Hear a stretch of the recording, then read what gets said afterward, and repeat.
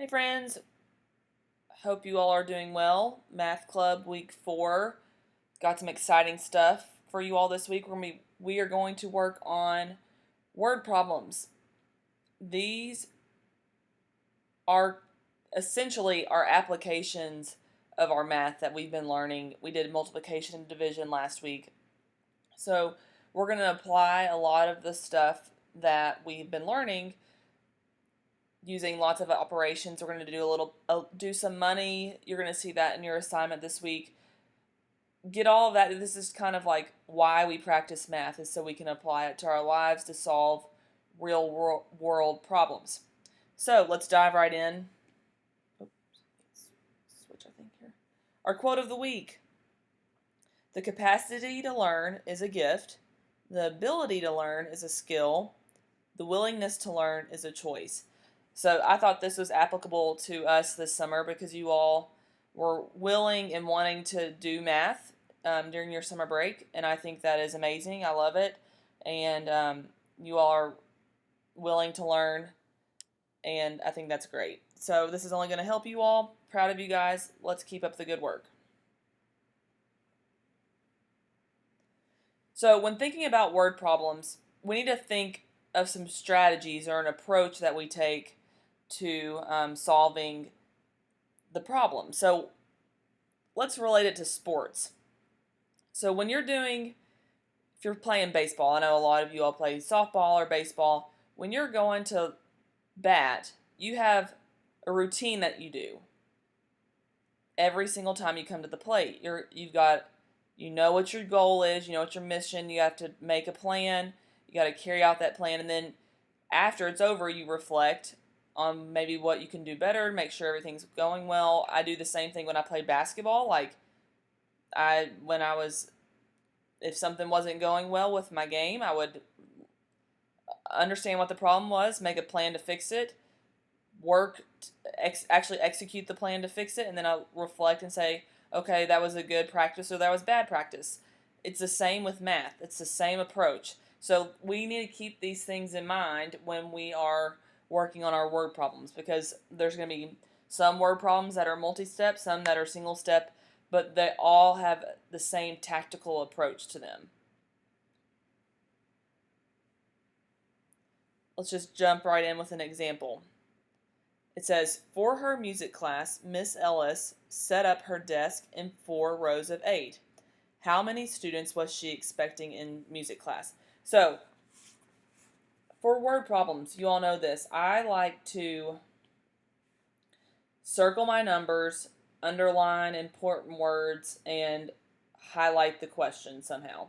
So let's just take a look at this one. For her music class, Miss Ellis set up her desk in 4 rows. I'm going to box that in. I'm going to change my color. 4 rows, because those are numbers, of 8. 4 rows of 8. The question says, I'm going to underline the question, how many students was she expecting in her music class? How many students was she expecting in her music class? So, let's look at number 1 here. Understand the problem. So, what is the problem? Well, the problem is going to be whichever sentence has this little question mark at the end. That's going to be our problem. So how many students was she expecting in music class? So how do I take this information that I've learned up here in the first sentence, and how can I apply that to solve the problem in this sentence? So the problem is, how many students was she expecting in music class? Now we're going to number 2. This is for every word problem that you see, or every math problem, we're going to use these steps. Number 2 is devise a plan. I'm like, okay, I've got some numbers here. For her music class, Miss Ellis set up her desk in 4 rows of 8.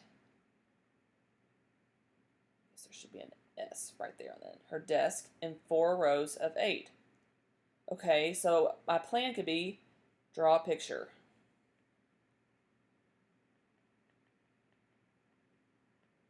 Or write math sentence, if you know what it is. Or you can draw a picture, write the math sentence. You could do the math in your head if you know.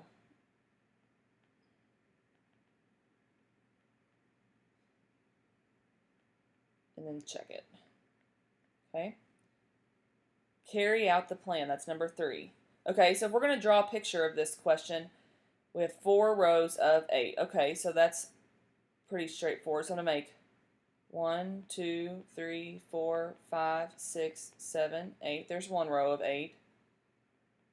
1, 2, 3, 4, 5, 6, 7, 8. 2 rows of 8. 4, 5, 6, 7, 8. 1, 2, 3, 4, 5, 6, 7, 8. Okay, so I have 1, 2, 3, 4 rows of 8. So we could do a math sentence now, because all we need to do is figure out what that means. That's repeated addition. I know that repeated addition is, we can use that to find our multiplication sentence. So we have 1 row of 8, 2 rows of 8, 3 rows of 8, 4 rows of 8. And we could solve that using 8 plus 8, 16, 16, and then we could do 16 plus 16. I also know that 8 plus 8 plus 8 plus 8 could be written as what? How many 8s are there? 4 groups of 8. So there's our multiplication sentence of equal groups. So I know that multiplication applies. So I know that 4 times 16 plus 16.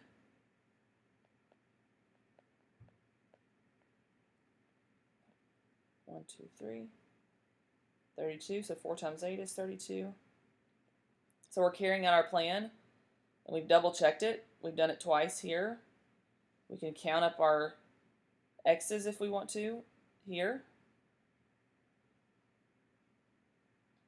Double check again, because it's always good to double check your work twice, and then look back. Does this answer the question? So our answer would be, how many students was she expecting in music class? So Miss Ellis was expecting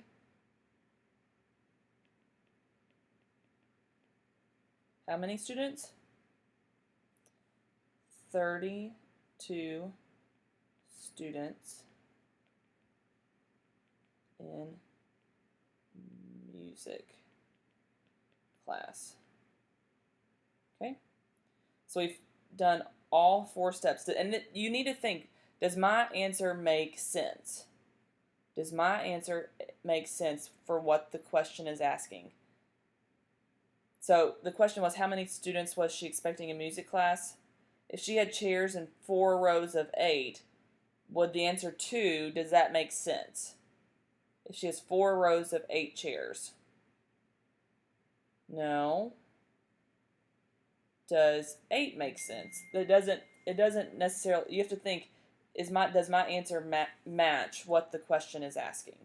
And we'll dive into some more examples of that. So that's just our first example, thinking of our steps. Understand the problem, devise a plan, carry out the plan, and look back. So next question. Bobby wants to share cookies with his 6 friends. There's a number. If he makes 24 cookies, there's another number. How many will each of his friends get? All right, let's think about that. What was our number 1? Understand the question. So what's the question? So how many cookies? Understand question or problem. Same. How many will each of his friends get? So how many cookies will each of his friends get? Number 2 was create a plan. So what's our plan? Bobby wants to share cookies with his 6 friends. So that sounds like 6 groups. Okay. If he makes 24 cookies, that's the total number of cookies. How many will each of his friends get? So for create a plan, we could draw a picture. Write a math sentence. All of these strategies that we know how to use, that's where you think about that there. 3 is, I don't know how I worded it, carry out the plan or execute the plan. Carry out plan. Okay, so if we need to carry out our plan here, we have 24 cookies and 6 friends. So let's just draw circles for 6 friends. There are 6 groups here. So if I have 24 cookies and I'm going to share is an important word. I'm going to share them. I'm not going to, they don't each have 20, each of the 6 friends don't have 24 cookies. We have 24 cookies total between the 6 friends to share. This helps me know that this is a division problem because I have the total number of objects, which are the cookies, and I'm going to share them or divide them between 6 friends. So this is basic. We're just reviewing. This is how you could do it, but I know most of you all probably can know how to figure this out, but I'm just going to go through it step by step so we know. So if it's the total number of objects, we're just going to divide them out. Okay, we're going to share them equally. So this friend's going to get 1, 1, 1, all the way till we get to 24. So there's 6 cookies that have been shared. 7, 8, 9, 10, 11, 12, 13, 14, 15, 16, 17, 18, 19, 20, 21, 22, 23, 24. So how many does each friend get? So how many is in this group? 4. 4. And so on, right? They all have 4, right? So that's a way. So now we know we drew our picture, so that's a way we can solve. That's part of our plan. So our division sentence would be what? Our division sentence would be 24 cookies divided into, there are 6 friends, so 6 groups. And we learned that there were what? 4 in each group. Now, what's the multiplication sentence that I could use to help me solve this problem? So we knew that there were 6 friends. 6 times something is equal to 24 because we had 24 cookies, right? So if you knew your multiplication facts, you could know, oh, 6 times 4 is 24. That's how the division and the multiplication are related, okay? They're related. And then 4 would be to check your work. So if we wanted to check our work, we could do, or look back, reflect, all those things. So we could do 4 plus 4 plus 4, 1, 2, 3, 4, 5, plus 4, and we could check our work, okay? To make sure, right? 8 plus 8, 16. And then we still have this one here, so 16 plus 8.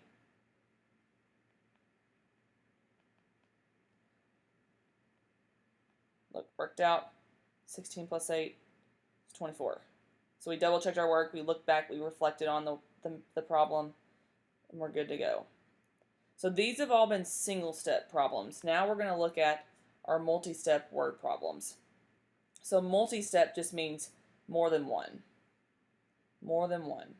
So let's look at this one. So when we're doing this, we're going to still do the same thing. Understand the problem, which is going to be a multi-step problem. We're going to think about the different steps we're going to have to take to find the answer. Create a plan. Which problem, which operation do I need to do first, using which numbers? And then carry out the plan. That's where you're actually doing the math. And then we're going to look back and check our work. Okay? So let's read through this. Craig's goal was to read 25 books during the school year.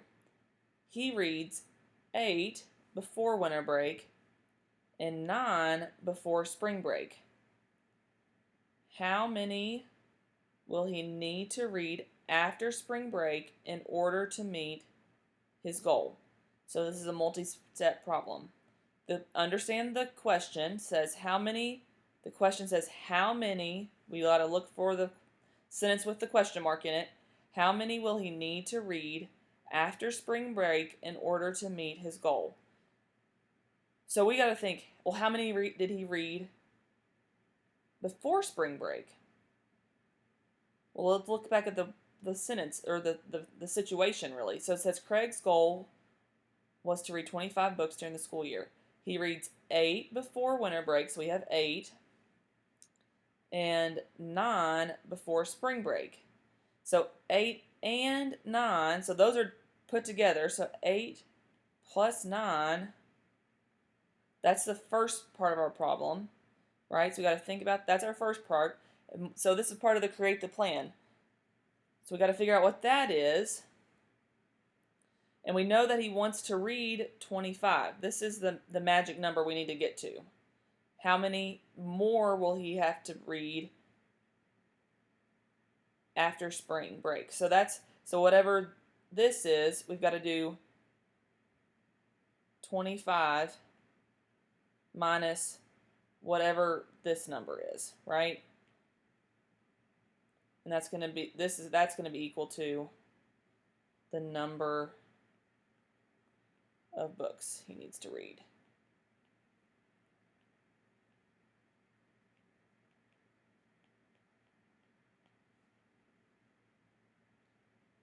Okay, so let's do this. 8 plus 9, because he's already read 8 before winter break and 9 before spring break. So 8 plus 9, 17. So those are books have already been read. So they've been checked off. They're already going towards his goal of 25. So this is where we're finding the difference. So if we were looking at a chart here, this is his goal. This is his goal of 25 books. And he's already read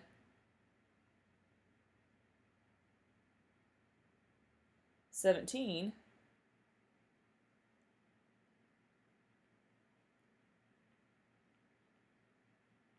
Books. Books.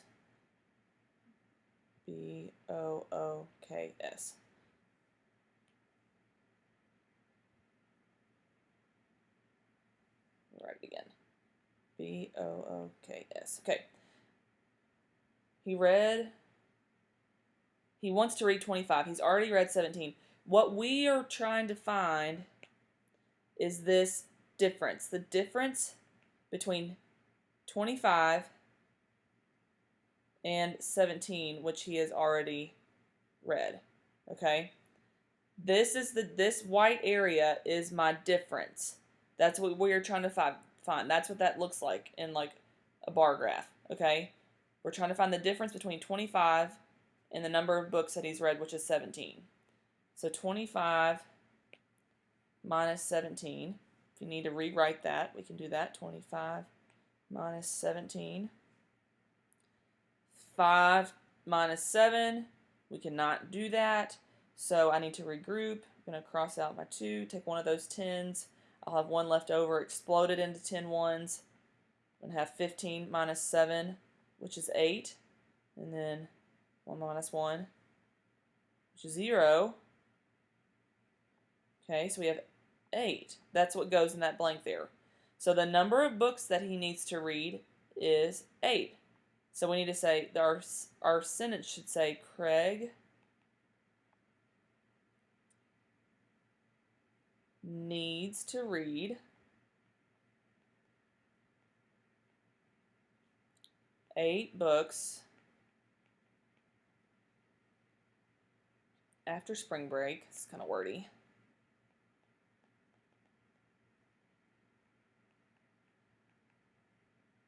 In order to meet his goal. So, friends, when we are answering, these questions with a sentence, you're really just restating what the question is asking.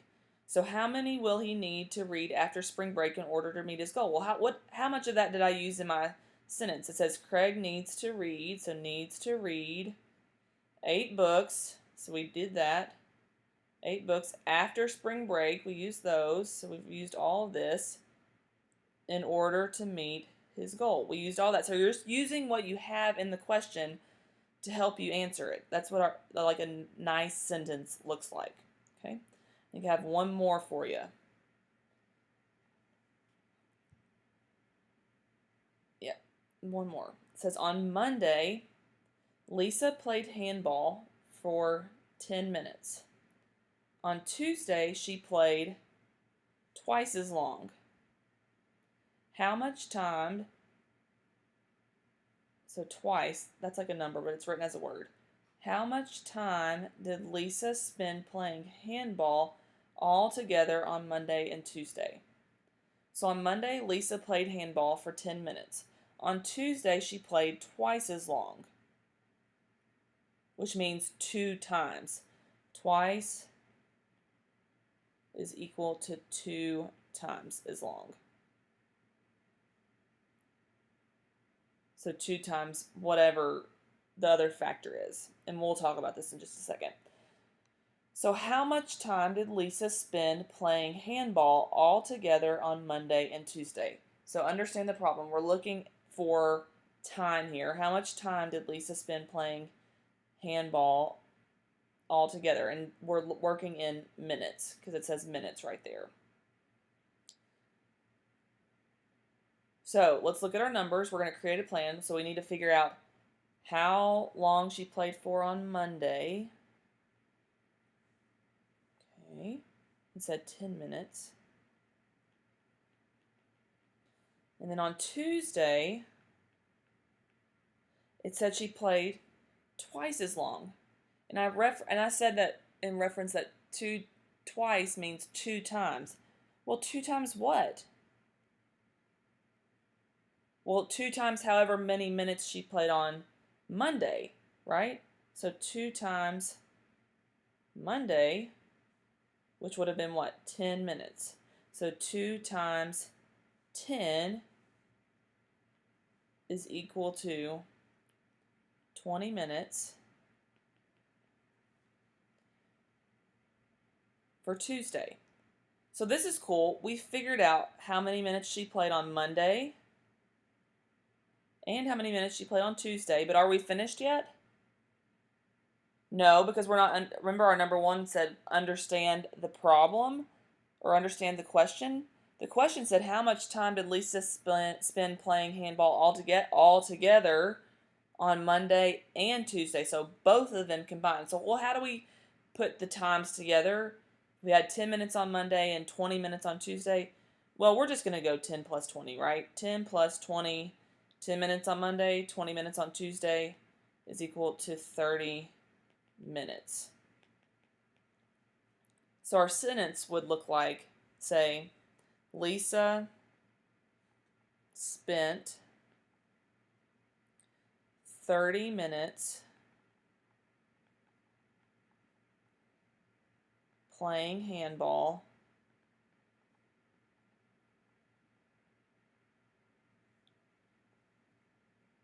on Monday and Tuesday.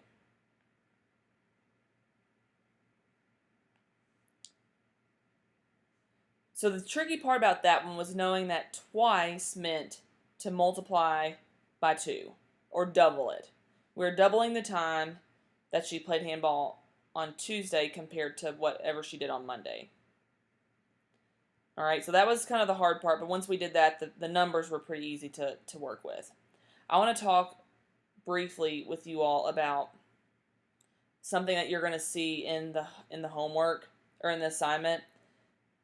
There are some problems that involve money. The operations are not hard. They're basically addition, maybe multiplication a little bit, but you can use addition to do that. If you see, let's just write, if something cost $3.21 and you need to add it to something, $3.21, and you need to add it to something that cost $1.93. So that's how I read this. I would say this number is $3 because this is in the dollar spot, and because the decimal is right here, this decimal means and 21 cents takes care of these 21 cents when there's the dollar sign out front. So $3.21. This one reads $1.93. So $1 for here, and because of the decimal, 93 cents here. That's how you all are going to, so when you all read those numbers, that's how you need to say them. So let's add these together. I'm going to rewrite them because so you all can see it. 321 plus 193. Okay. You add it the same way. What you all need to do is you need to make sure you bring wherever line the decimals up. So when I say line the decimals up, that's what this looks like, and you bring that down into your answer. Your sum here you just bring it straight down and you leave it there. You don't do anything with it. Don't move it, okay? So now you just have to add 1 plus 3 is 4. 9 plus 2 is 11. 1 plus 3 is 4. 4 plus 1 is 5. So, and then you bring the dollar sign down too. So now you have $5.14. That's how you read that. So I'm going to $5. Oh.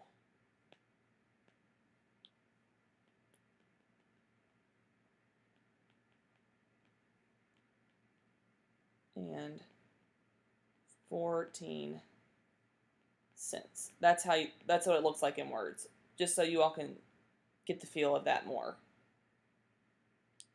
So I just wanted to make sure y'all remember to line the decimal up and just bring it down here in the answer when you stack your numbers so you don't get confused. Because there are, like, I think 2 problems with money, which will be great practice, but I wanted to refresh that. And if there's a time, remember that you need, if so-and-so bought 2 candy bars that cost 99 cents each,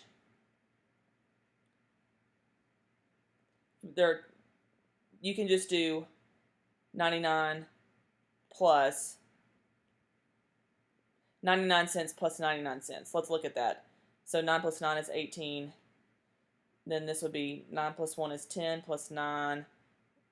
9, remember, bring my decimal down, and then I would just have like a 1 over here in the dollar spot. So then 2 candy bars would cost $1.98. Just wanted to review that with you all because you're going to see some of that. Friends, very proud of you all.